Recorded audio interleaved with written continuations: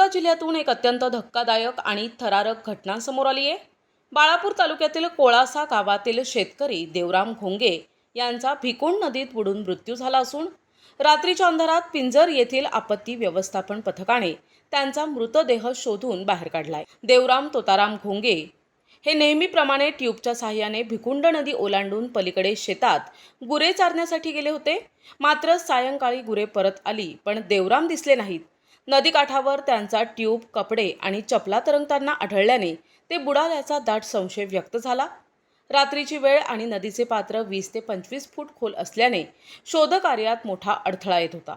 घटनेचं गांभीर्य ओळखून बाळापूरचे उपविभागीय अधिकारी संतोष येवलीकर, तहसीलदार वैभव फरतारे आणि ठाणेदार प्रकाश झोडगे यांनी पिंजर येथील मानव सेवा आपत्ती व्यवस्थापन फाउंडेशन संचलित संत गाडगेबाबा आपत्कालीन शोध आणि बचाव पथकाला तातडीने पाचारण केले।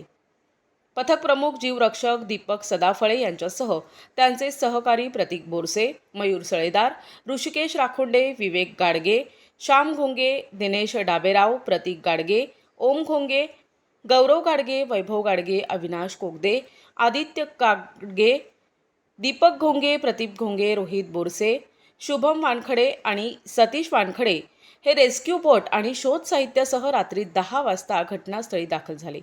ठाणेदार प्रकाश झोडगे यांच्या आदेशानुसार मध्यरात्रीच सर्च ऑपरेशन सुरू करण्यात आले। अखेर अथक प्रयत्नानंतर 5 जूनच्या रात्री 10 वाजता देवराम घोंगे यांचा मृतदेह पाण्यातून बाहेर काढण्यात यश आले आणि पोलिसांनी तो ताब्यात देण्यात आला। या धाडसी कारवाई दरम्यान PSI विनोद डिगे, हेड कॉन्स्टेबल अविनाश आडे, पोलीस कॉन्स्टेबल विशाल कुडके, कोळसा गावचे सरपंच गोपाळभाऊ कराळे, सर्व ग्रामपंचायत सदस्य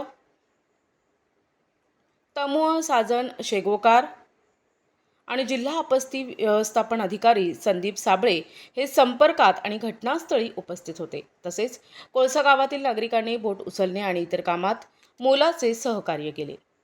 विशेष प्रतिनिधी NTV न्यूज मराठी, अकोला।